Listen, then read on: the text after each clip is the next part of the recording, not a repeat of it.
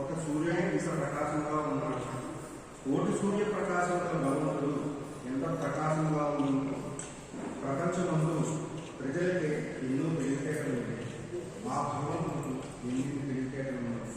భగవంతుడు మనకు తండ్రి కదా, ఆ మహాత్మును పూజింపలేని అన్నదమ్ములు తల్లిదండ్రులు అంతా మాయ. మనకు నిజమైన తండ్రి భగవంతుడు. ఆయన మన తండ్రులకు కనిపించదు.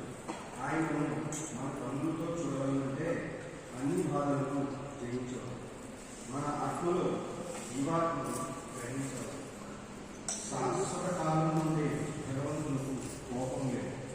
3 రోజులు ముచ్చటపడుతూ ప్రజలకు కోపమైన కష్టం లేకుండా ఏ పూటకు ఆ పూట గడుస్తుంటే అదే మహాభారతం. జీవాత్మ భగవత్స్వరూపము పంచభూతములు దాని నాయకులు తాను